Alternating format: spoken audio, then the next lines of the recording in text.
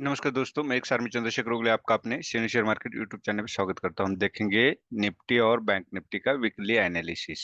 साथ ही हम देखेंगे कुछ क्वार्टर रिजल्ट में किस स्टॉक का रिजल्ट अच्छा किस कंपनी का रिजल्ट अच्छा आया हुआ है, तो उसको भी हम एनालिसिस करेंगे टेक्निकली। तो सबसे पहले अगर हम एफआईडीआई की बाइंग और सेलिंग का देखते तो अभी इस बार कई दिनों के बाद पहली बार ये ऐसे हो रहा है कि एफआईडीआई को अगर हम प्लस करते हैं तो माइनस में जा रही है, मतलब सेलिंग हो चुकी है बहुत ज्यादा। 6,000 करोड़ की, तकरीबन 6,000 करोड़ की सेलिंग हो चुकी है। तो ये एक थोड़ा सा टेंशन वाला मामला यहाँ पे नजर आता है। हाँ, एफआई जरूर नहीं कि ये परमानेंट जाएंगे। हो सकता है 10 दिन बाद, 5 दिन बाद भी वो वापस आ सकते हैं, लेकिन तब तक के लिए हमें मार्केट में निगेटिविटी नजर आ रही है। सेकंड, मार्केट का अगर हम देखेंगे, शुक्रवार की जो हालत थी वो थी आईटी सेक्टर जो है वो निगेटिव रहा है।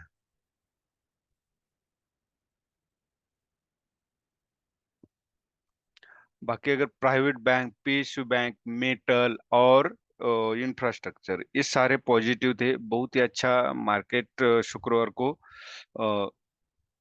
मूवमेंट दिया है। लेकिन वो हो सकता है कि प्रॉफिट बुकिंग भी हो सकती है। जिसने सेल पोजीशन बनाई थी उसने यहाँ पे प्रॉफिट बुकिंग की होगी, इसलिए मार्केट ने बाउंस बैक मारा हो, बाउंस बैक किया होगा। तो कुछ भी हो सकता है, तो उसके लिए हमें टेक्निकल एनालिसिस करना बेहद जरूरी है। अगर हम टेक्निकल एनालिसिस में जाते हैं तो सबसे पहले हम क्या देखेंगे, वीकली चार्ट। क्योंकि हम एक वीक का कर रहे हैं तो एक वीक की कैंडल क्या बोल रही है, वीक की कैंडल ये बोल रही है, बिल्कुल ही नेगेटिव बोल रही है। आप यहाँ देख सकते हो दोनों कैंडल्स, मतलब सेलर्स और बायर्स का स्टार कैंडल है, सेलर्स और बायर्स का बराबर का फोर्स है। तो दोनों एक ही रेंज में क्लोजिंग हाई लगाया हुआ है दोनों वीक का, प्रीवियस वीक इस वीक का 25,240, जो बहुत ही इंपॉर्टेंट रेंज हमारे लिए बन चुकी है। ये जब तक ब्रेक नहीं होगी तब तक हमें अपसाइड मूवमेंट नहीं मिलेगा। अब यहाँ पे अगर हम यहाँ देखते हैं तो ये प्रीवियस कैंडल बहुत ही जबरदस्त बेयरिश थी।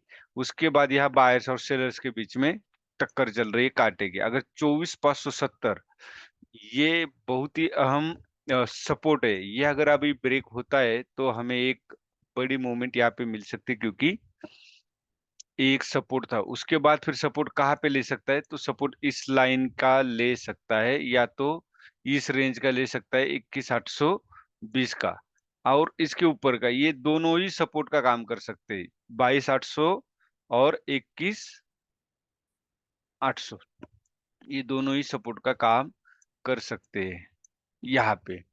क्योंकि यहाँ से भी बायर्स एक्टिव हुए, और अगर देखा जाए तो यहाँ सपोर्ट ले आए तो यहाँ से भी बायर्स एक्टिव हुए। तो दोनों में से कोई भी सपोर्ट हो सकता है। उसके बाद हम डेली का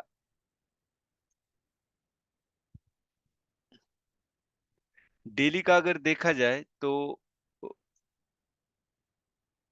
सबसे पहले क्या नजर आता है हमें, यहाँ पे नजर आता है previous swing low. Previous swing low को ब्रेक तो किया था, लेकिन यहाँ कहीं भी इसके नीचे क्लोजिंग नहीं दी। इस कैंडल ने भी नहीं दी, इस ये जो कैंडल है ग्रीन, इसने भी नहीं दी। दोबारा जो बेयरिश कैंडल बनी थी, इस बेयरिश कैंडल ने भी क्लोजिंग नहीं दी है। तो ये क्या दर्शाता है कि अभी भी यहाँ पे बायर्स हो सकता है बड़ी पोजीशन लेके बैठे हो, बड़ी पोजीशन लेके बैठे हो, जो कि वापस मार्केट को अपसाइड ले जाने के लिए रेडी हो। तो और क्लोजिंग जो है, लेकिन यहाँ जो ये जो ट्रेंड लाइन ब्रेक हुई है इसके ऊपर क्लोजिंग नहीं दी है अपने डेली कैंडल ने। तो ये थोड़ा सा प्रोबेबिलिटी यही दिखाता है कि नीचे जाने की तैयारी यहाँ ज्यादा दिखती है। हो सकता है कि यहाँ प्रॉफिट बुकिंग की हो और यहाँ दोबारा पोजीशन ले रहे होंगे।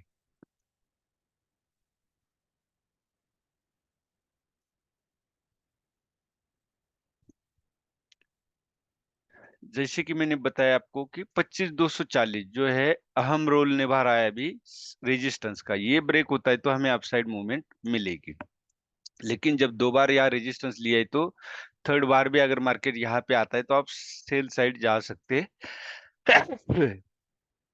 और यहाँ पे आप देख सकते हो बाइंग कहाँ पे बनती थी आपकी, जब स्टार कैंडल बनी थी इसके ऊपर जब क्लोजिंग दी तो आप इस कैंडल में बाय कर सकते थे। अब कल के लिए हमें 24,890 मतलब 24,900 के ऊपर बाय करना है, और 24,830 के नीचे हमने सेल करना है। क्यों? क्योंकि यहाँ जो कैंडल बनी है, ये जो ट्रेन लाइन है, इसके बिल्कुल रेजिस्टेंस पे बनी है, तो मुझे यहाँ से भी एक डाउन साइड फॉल नजर आता है। हो सकता है इस स्टार कैंडल का जो हाई है 24,700, ये फर्स्ट टारगेट लेकर के फिर यहाँ से अपसाइड जा सकते हैं, क्योंकि थर्ड टाइम है। मैक्सिमम 99% प्रोबेबिलिटी जो मैंने देखी, मेरा एक्सपीरियंस, कि थर्ड टाइम में कभी ब्रेक नहीं करता है। तो ये जो स्टार कैंडल है, इसके नीचे से ये जो रेड कैंडल है, सॉरी, इसके नीचे हमने सेल करना है।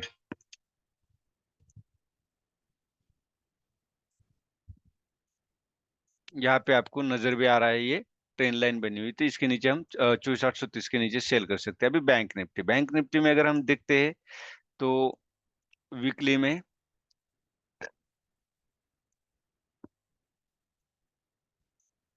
यहाँ पे जो हैमर कैंडल बनी है, आप देख सकते हो, ये एक सपोर्ट है।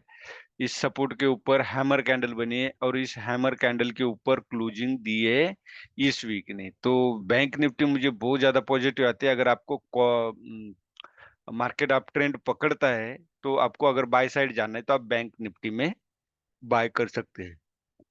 ये भी हमें ध्यान रखना है ट्रेडिंग के वक्त, कि किस में बाय करना है, किस में सेल करना है। कौन ज्यादा निगेटिविटी हमें दिखती है, उसमें सेल करना होता है, और किस में पॉजिटिविटी, उसमें बाय करना होता है।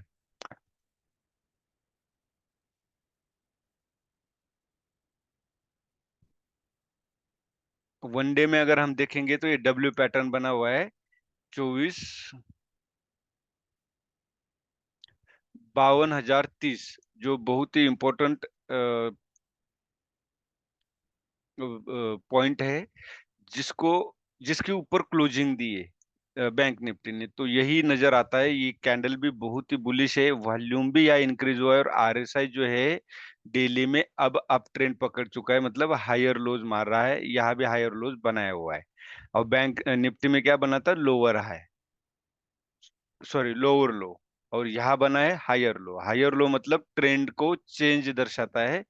तो इसको भी नोट कीजिए। तो अगर आपको कॉल सी साइड जाना पड़े, तो आप बैंक निफ्टी में जाइए। और यहाँ जो पॉइंट है, ये रिटेस्ट किया हुआ है ब्रेकआउट के बाद, डब्ल्यू पैटर्न के बाद। अब अगर 52,200 ब्रेक होता है, तो आप अपसाइड जा सकते हैं।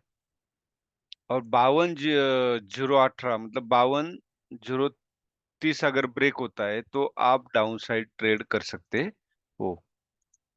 अगर 5 मिनट में देखा जाए, तो हमें आज का ट्रेड कहाँ पे बनता था, यहाँ देखिए, यहाँ कोई हिम्मत नहीं करता ट्रेड लेने की, क्योंकि जो पैटर्न था, दोनों ही हैमर थे, बहुत ही बढ़िया पैटर्न बना था, इसके ऊपर बाय कर सकते थे। लेकिन कोई हिम्मत डब्ल्यू पैटर्न बिना, मैं तो हिम्मत नहीं करता बिना डब्ल्यू पैटर्न के, क्योंकि यहाँ कोई सपोर्ट भी मुझे नजर नहीं आ रहा था।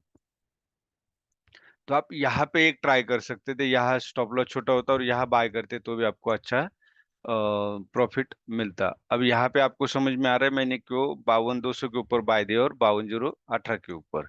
एक राउंडिंग टॉप इसमें आरएसआई में भी बना हुआ है, लेकिन आरएसआई यहाँ पे बा सपोर्ट ले सकता है, सपोर्ट के पास है। तो हो सकता है यहाँ भी सपोर्ट ब्रेक होता है, तो यहाँ भी सपोर्ट ब्रेक होना चाहिए, और ये दोनों एक साथ ब्रेक होते हैं, तो आपको डाउन साइड भी अच्छा फॉल मिलेगा। यही था। अब हम कुछ आईपीओ देखेंगे। आईपीओ में अगर हम देखा जाए, तो ये है वारे इंजीनियर्स। इसका भी काफी बोलबाला हो रहा है। तो यहाँ पे अगर हम यहाँ देखते हैं, तो ये कंपनी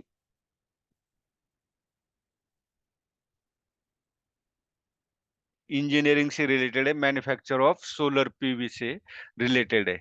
तो इस कंपनी का अगर हम रेवेन्यू देखते हैं, तो रेवेन्यू में इंक्रीज तो हुआ है, लेकिन प्रॉफिट जो है वो भी इंक्रीज हुआ है। तो रिजर्व एंड सरप्लस भी है इनका, सब ठीक है। यहाँ थोड़ा सा क्या है, आरओई और आरओसी जो हमें नजर आता है, वो 15-20% के आसपास हो तो और बढ़िया रहता, लेकिन वो काफी कम है। तो अब पी पी रेशो भी बहुत ज्यादा है, तो इसमें मुझे नहीं लगता ज्यादा बहुत बड़ी ओपनिंग मिलेगी। मार्केट में निगेटिविटी वैसी भी है, तो भी चलो, जो भी मिले 10-20% अगर ओपनिंग में ही मिल जाता है, तो बढ़िया बात है, आप अप्लाई कर सकते हैं। लेकिन जितना आप उम्मीद रख रहे हैं, उतना रिटर्न्स नहीं मिलेगा। जो बजाज हाउसिंग वगैरह में 100%, 70% तक मिला है उसके बाद एक आईपीओ में, तो उतना रिटर्न्स इसमें नहीं मिलेगा क्योंकि आरओसी और आरओए और आरओसी बहुत ज्यादा नहीं है। लॉट तो मुझे लगता है ये 9, हाँ 9 शेयर का ही लॉट है। अप्लाई कर सकते कंपनी, ठीक है, ग्रोथ कर रही है। अब उसके बाद है दीपक बिल्डर्स एंड इंजीनियरिंग आईफो। इसमें भी अगर हम यहाँ देखते हैं तो 73 शेयर्स का है, 192 से 208 तक का कुछ इसका रेंज है। सबसे बड़ी बात क्या है कि हमें देखने वाली, यहाँ पे भी रेवेन्यू बढ़ रहा है। रेवेन्यू मतलब सेल बढ़ रहा है, जो भी उसका प्रोडक्ट है उसका सेल बढ़ रहा है, और प्रॉफिट भी इसका बढ़ रहा है। ये एक क्वार्टर का है, इसलिए आपको ये कम दिख रहा है, तो ये पूरे साल का नहीं, ये पूरे साल का, एक एक साल का है। तो ये याद रखिए। इसमें रिजर्व एंड सरप्लस है, टोटल बोरोविंग इनकी 153 है, इसमें कोई चेंज नहीं हो रहा है। और सेकंडली इनका डेट टू इक्विटी रेशियो कम है, तो चलेगा, 1 से कम होना चाहिए। अब आरओई और आरओसी यहाँ भी सेम है जो वहां था, लेकिन यहाँ पी रेशियो कम है, तो मैं वारे इंजीनियर से ज्यादा दीपक बिल्डर्स को प्रायोरिटी दूंगा अप्लाई करने के लिए। ये है। उसके बाद अगर हम यहाँ देखते हैं तो जो रिजल्ट आया है इंडिया मार्ट का, वो बहुत ही बढ़िया आया है।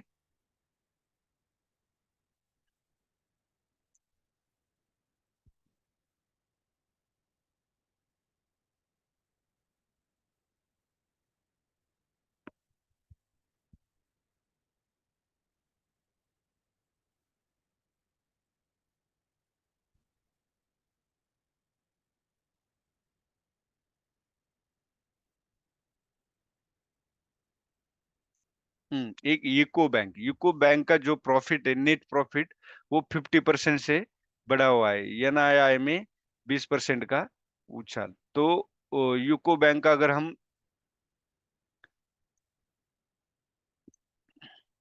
चार्ट देखते हैं, क्योंकि हमें चार्ट देखना बेहद जरूरी है।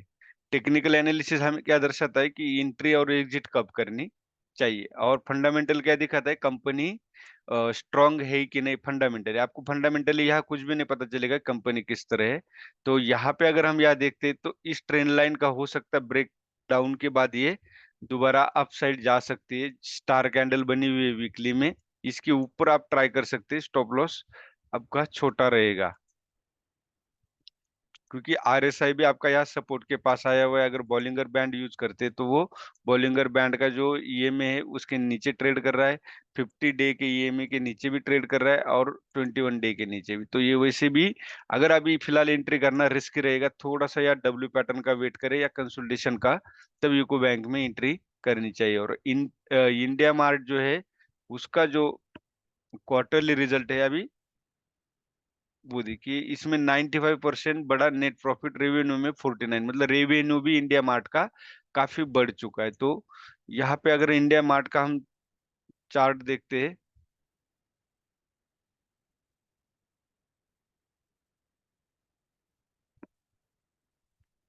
तो यहाँ पे मुझे क्या, ये कपन हैंडल नजर आता है, तो आप इसको 3211 के ऊपर बाय कर सकते हो। 2770 इसका स्टॉप लॉस होगा। आरएसआई ने भी आप ट्रेंड पकड़ चुका है, आरएसआई भी।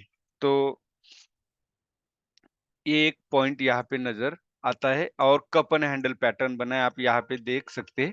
वो तो जब भी पैटर्न बनता है कोई भी, तो उसमें जरूर एंट्री करनी चाहिए आपने, क्योंकि आरएसआई भी पॉजिटिव है। बॉलिंगर बैंड अगर आप यहाँ देखते हो तो बॉलिंगर बैंड के ऊपर ये ट्रेड कर रहा है, ईएमए 50 ईएमए के ऊपर ट्रेड कर रहा है, और 21 ईएमए के ऊपर भी ट्रेड कर रहा है। तो आप इसको कंसिडर कर सकते हैं। कोई बाय सेल का रिकमेंडेशन है, आप अपनी डिसीजन खुद ले सकते हैं, क्योंकि प्रॉफिट भी आपको होगा, लॉस भी आपको होगा। तो आप अपना डिसीजन खुद लीजिए। कोई बाय सेल रिकमेंडेशन नहीं है, ओनली फॉर एजुकेशन पर्पज से। तो क्या क्या किन चीजों का ख्याल रखना है बाय सेल करते हो, ये सब मैं आपको यहाँ बताता हूँ। वीडियो अच्छा लगे तो लाइक शेयर और सब्सक्राइब जरूर कीजिए। धन्यवाद। जय हिंद, जय भारत।